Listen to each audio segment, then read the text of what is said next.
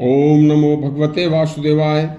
आज के प्रसंग में एक संत की सच्ची कहानी है जिसने मेरठ मंडल के सैकड़ों गांवों को दुर्व्यसनों से मुक्त कर दिया था।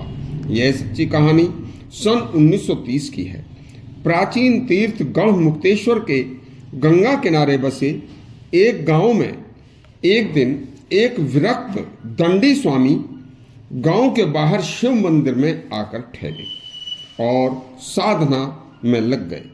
2 दिन बाद गांव के लोगों को पता चला कि कोई सन्यासी 2 दिन से शिव मंदिर में साधना कर रहा है।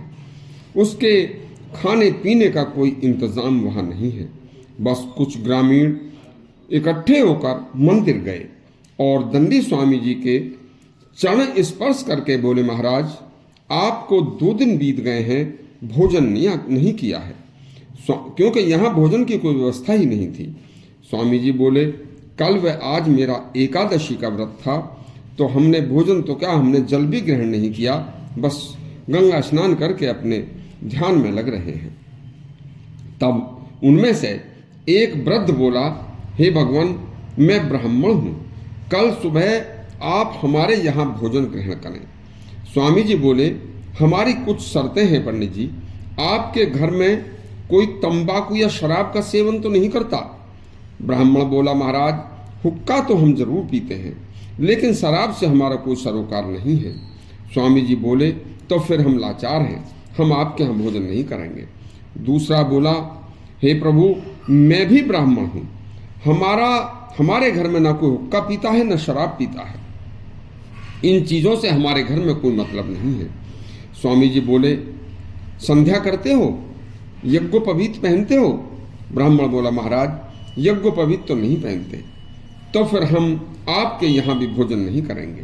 इस तरह से एक भी गांव वाला स्वामी जी की शर्त को पूरी नहीं कर पाया। अगले दिन गांव में पंचायत हुई।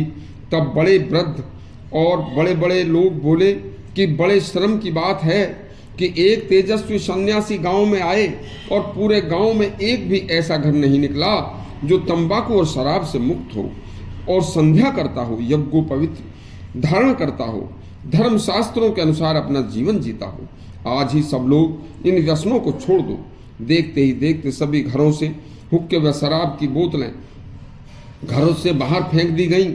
सभी गांव वालों ने स्वामी जी के सामने जाकर कभी भविष्य में न हुक्का, न शराब, न तंबाकू आदि का सेवन करने का संकल्प लिया तथा नित्य ही संध्या करेंगे तथा धर्म शास्त्रों के अनुसार अपना जीवन यापन करेंगे। तो स्वामी जी ने उन्हें यज्ञोपवीत धारण कराया। उसके बाद उन्हीं दंडी स्वामी ने पूरे मेरठ मंडल के सैकड़ों गांवों में घर घर घूमकर, गांव गांव घूमकर हजारों आदमियों को मांस, मदिरा, तंबाकू आदि के सेवन से मुक्त करा दिया था।